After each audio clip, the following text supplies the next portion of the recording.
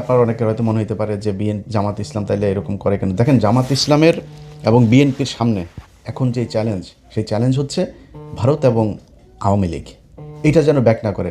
জামাত ইসলামের টার্গেট আওয়ামী লীগকে যতদিন রাজনীতির বাইরে রাখা যাবে, তারা সরাসরি বলি যে 5 বছর যদি আওয়ামী লীগ না আসে, না থাকে, কোনো কোনো সম্ভাবনা নেই, আল্লাহর রহমতে কোনো সম্ভাবনা নেই। পৃথিবীর কোনো যৌক্তিক কারণে সময় আল্লাহ যদি ওহিন হাসিল করে কিছু করে, সেটা অন্য জিনিস।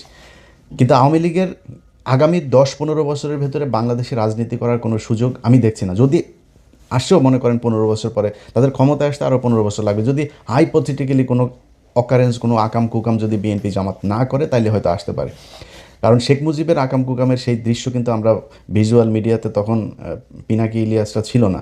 সো তাদের এই ভিজুয়াল এগুলো আপনাদেরকে দেখাইতে পারে নাই কেউ। আজকে আমরা সব কিছু আমাদের চোখের সামনে ঘটেছে। অতএব জামাত চায় তারা যদি 5 বছর না থাকে, হাসিনা অধ্যায় বাংলাদেশে শেষ।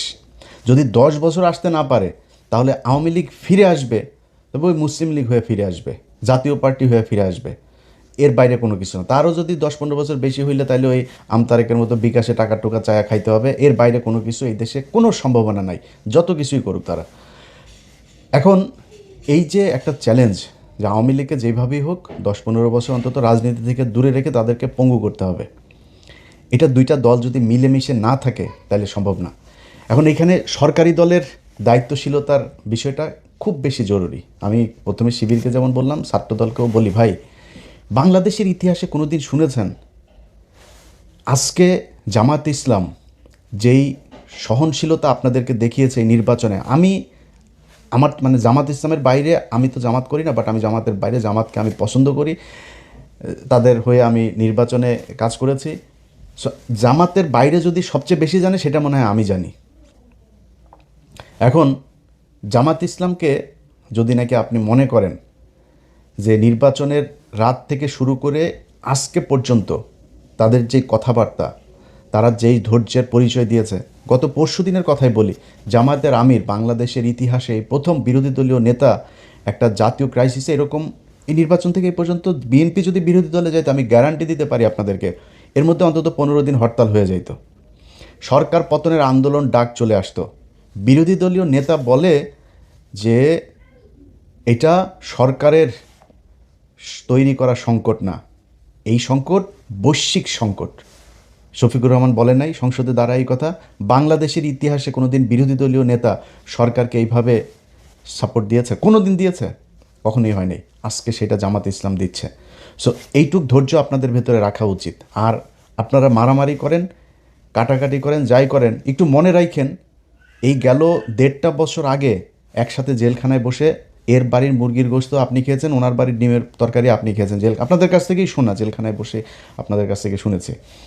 সো আপনাদের দুইজনের গন্তব্য এক ছিল, ধান খেতে একসাথে মশারি টাঙিয়ে ঘুমিয়েছেন আপনারা, জামাত শিবির একসাথে বসে, মানে শিবির ছাত্রদল একসাথে বসে।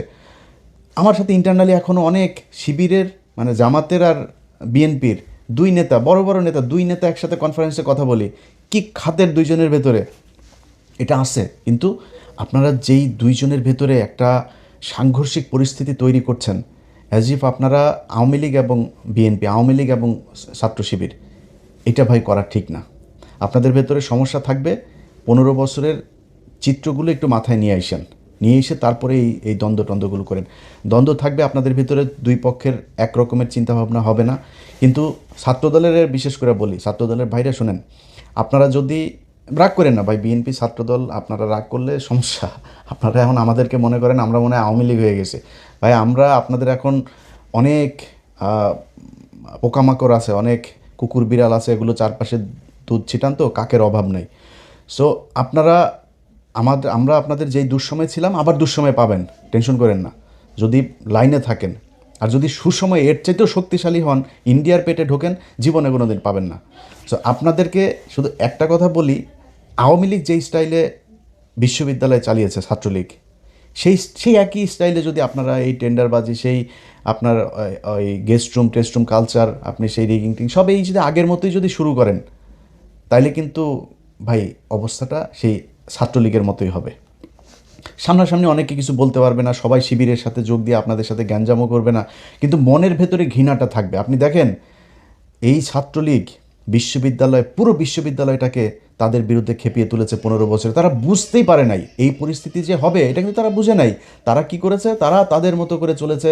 আরে বাবা, বিশাল ছাত্রদলের ওই যে সভাপতিরা ছিল ঢাকা বিশ্ববিদ্যালয়, এখনও মনে আছে, কালো চশমা চোখে দিয়া, কোথায় তোরা? সাদ্দাম, এই যে এরা টোকাই মোকা, এগুলো কোথায় এখন? কেউ কোনো দেশের মানুষ তাদের পক্ষে নাই। এই হচ্ছে অবস্থা। এটা কেন হয়েছে? আপনাদের কারণে হয়েছে। এখন আপনারা যদি আজকে যদি সেই ছাত্রলীগের মতো আচরণ করেন, তাহলে কিন্তু আপনাদের প্রতি মানুষ এভাবে বেশি উঠবে। এই বাংলাদেশ কিন্তু গেল 1.5 বছরে ডাকসু জাকসু যত জায়গায় শিবিরের এই আপনার ছাত্র সংসদগুলো তৈরি হয়েছে, তারা কিন্তু একটা চিত্র দেখেছে। কি দেখেছে এটা ভাই আপনারা ভালো জানেন। বিএনপির লোকজন, আপনাদেরকে বলি ভাই, আপনারা যদি এখন মনে করেন যে মানে তর্ক করার জন্য গায়ের ধাক্কা দিয়ে একটা কথা বলবেন, বলতে পারেন, রাজাকার মাজাকার হাবি জাবি গালাগালি করে কথা। অনেক ভাইদের এখন দেখি ফেসবুকে, আমার এক সময় খুব ক্লোজ ছিল, তারা এখন আমাদের বিরুদ্ধে যায়। কোনো সমস্যা নয়, আপনার মতো এরকম 2-4-5 হাজার মানুষ আমাদের বিরুদ্ধে বললে যাবেও না, আসবেও না।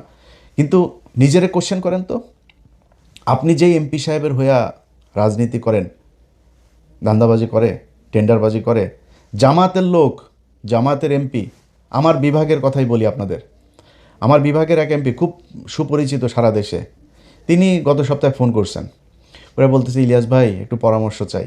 কি ভাই? দেখেন, বিএনপির লোকজন এইভাবে এসে বিভিন্ন কাজটা, যেগুলো তাদের লোকজনকে কোনো নিয়ম শৃঙ্খলা নাই, তারা এইভাবে জোর করে চাচ্ছে। তো কেন্দ্রকে জানাইলাম, কেন্দ্র বলল যে বেশি বাড়াবাড়ি করার দরকার নেই বিএনপির সাথে। এই হচ্ছে অবস্থা ভাই। আপনারা এগুলি করেন, আপনাদের রাজনীতিটাই 2 নাম্বারই করার জন্যই করা, এটা নিয়ে কিন্তু সমস্যা নাই। আমাকে যারা গত 15 বছর দেখেছেন, বিশেষ করে শেষ 8 বছর আমার এই ফেসবুক ইউটিউবে যারা আমাকে দেখেছেন, আমি সরাসরি একটা কথা বহুবার বলেছি যে বিএনপি যদি আওয়ামী লীগের মতো 15 বছর ক্ষমতায় থাকে, দুর্নীতির ক্ষেত্রে আওয়ামী লীগের চেয়ে তো বেশি হইতে পারে। এই কথা যারা আমার ভিডিও দেখেছেন আপনারা স্বীকার করেন যে হ্যাঁ, এটা ইলিয়াস বলেছে। আজও বলছি, দুর্নীতিতে আপনারা তার চাইতেও ভালো কিছু করবেন, এটা আগেও আপনারা প্রমাণ করে গিয়েছেন। দুর্নীতি নিয়ে আমাদের কোনো সমস্যা নেই ভাই, আমি এটা নিয়ে গ্যারান্টি দিতে পারবো না। এই বাংলাদেশ গত 1.5 বছরে দেখলাম তো, আসিফ নজরুল আর ইউনূসের মতো লোক লোভ সামলাইতে পারে নাই, এই দেশের নিয়ে আর আমার এই দুর্নীতির ব্যাপারে কোনো হিসাব নেই। নিজেরা এখন জুতা দিয়ে পিটাইতে মন চায় যে কেন কিছু টাকা পয়সা কামাই নেই গেল 1.5 বছরে। অনেক সুযোগ এসেছিল, কামাই নেই, সেই টাকাগুলো থাকলে এখন আবার নিজের টাকা পয়সা নিয়ে টেনশন করতে হইতো না।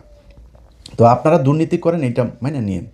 সো আপনাদের চাইতে তাদের চরিত্র কিন্তু উন্নত, এই জায়গাতে অন্তত উন্নত। এটা আপনারা না বুঝলে, গত নির্বাচনে আপনারা দেখেছেন কারা কাদেরকে ভোট দিয়েছে। আপনাদের মানুষকে ভোট না দিতে যাওয়ার জন্য আপনারা বিভিন্ন জায়গায় গ্যাঞ্জাম করেছেন। এটা নির্বাচনের দিনের ভিডিও, আমার এই চ্যানেলেই দেখতে পারবেন, এটা আপনারা করেছেন। এখন আজকে যদি আপনারা তাদের সাথে এই ধরনের আচরণ করেন, তারা তো আপনাদের চাইতে উন্নত চরিত্রের ভাই। তারা বিরোধী দল হিসেবে আপনাদেরকে ভদ্রতা দেখাচ্ছে, সহনশীলতা দেখাচ্ছে, অথচ আপনারা তাদের উপরে এইভাবে আওয়ামী লীগ ছাত্রলীগের লোকজন নিয়ে তারপরে হামলা করছেন। এই জিনিসটা করেন না। সো দুইজনের কাছে 2টা অনুরোধ থাকলো ভাই, একটু সাবধানে। আপনাদের মূল নেতা কিন্তু তলে তলে কিন্তু ঠিক আছে। আরও কিছু দেখবেন, আগামী 1 বছরে বাংলাদেশের সাথে ভারতের যুদ্ধও বাড়তে পারে, এই জন্য প্রস্তুতি থাকেন। বাংলাদেশের মানুষ প্রস্তুত আছে। তারেক রহমানকে বলতে চাই, তারেক রহমান, বিএনপি, আমি ইলিয়াস হোসেন প্রথম ব্যক্তি হব ইউএসএ থেকে ফ্লাই করব বাংলাদেশ ইনশাল্লাহ, যদি ভারতের সাথে আপনাদের উপরে যদি ভারতের কোনো যুদ্ধ শুরু হয়, সেই পরিস্থিতি যদি হয়, যদি হয়। কিন্তু আপনারা অন্যরা যারা আছেন, তারা এই যে 2 জনের ভেতরে যে সম্পর্ক, এই সম্পর্ক তো আপনাদেরকে সবার কানে কানে যায় বলে দিয়ে আসবে না। বলে দিয়ে আসলে এখানে সিকিউরিটির অনেক ব্যাপার আছে, অনেক পলিসির ব্যাপার আছে, অনেক পরিকল্পনা আছে। এই পরিকল্পনাগুলোর বিষয়গুলো তারা জেনে যাবে। সো তাদের ভেতরে ঠিক আছে, আপনাদের কাছে অনুরোধ থাকলে 1টা বছর ধৈর্য ধরেন। আমিও কিন্তু 1 বছর দেখবো, 1 বছরের বেশি আবার দেখতে যাব না। 1 বছরের ভেতরে আমি কোন পক্ষে যাব, কোন দিকে কথা বলবো, সেটা পরিষ্কার হয়ে যাবে। এখন বিএনপিকে সহায়তা করতে চাই। বিএনপি রাষ্ট্র পরিচালনা করছে, জামাত ইসলাম যেভাবে সহায়তা করে, আমরাও ভাই চাই আপনারা একটু সময় নেন। এই যে তেলের সমস্যা নিয়ে এখন আওয়ামী লীগ প্রতিদিন তাদের পেজে আপনার টকশো করে, বিভিন্ন বিশেষজ্ঞদের নিয়ে টকশো করে। শেখ হাসিনা নেই আজকে, এই অবস্থা, তোরা চুরি করে গেছিস, তোরা চুরি করে বাংলাদেশে আজকে পঙ্গু বানায়, ওরা এখন করে, ওরা কী উন্নয়ন করিস? উন্নয়ন তোর বাপের টাকা দিয়ে করছিস, এই দেশের মানুষের টাকা দিয়ে উন্নয়ন করছিস, সেই টাকা লুটপাট করে তারপর নিয়ে গেছিস। 1 টাকার জিনিস 10 টাকা দিয়ে কিনা তারপরে তোরা এই করছিস। এই রূপপুর পারমাণবিক বিদ্যুৎ কেন্দ্র, এইটাতেই তোরা $6 বিলিয়ন খাইছিস।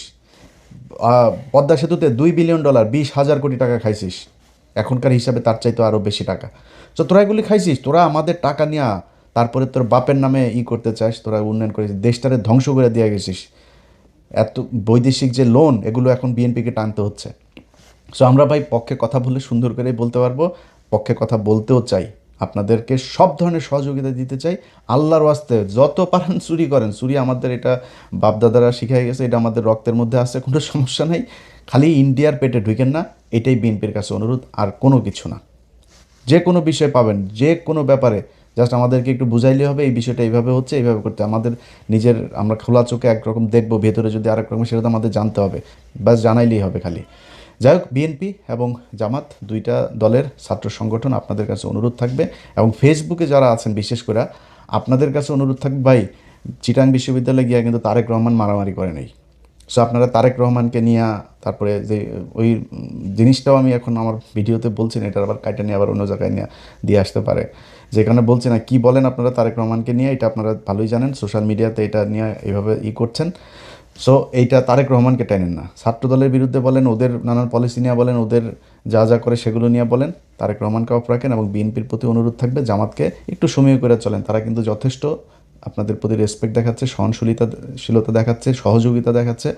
সো দেশটা সামনের দিকে নিয়ে যাইতে হবে, সামনের দিকে নিতে হলে আগে এই ইন্ডিয়া এবং আওয়ামী লীগকে বাদ দিতে হবে, সেটার জন্য কাজ চলছে। সেই কাজগুলো ঠিকমতো হোক, যেভাবে শুনছি, আল্লাহ যেন সেটা সত্যি করান, সেরকম হয়, এটাই চাই। আল্লাহ হাফেজ।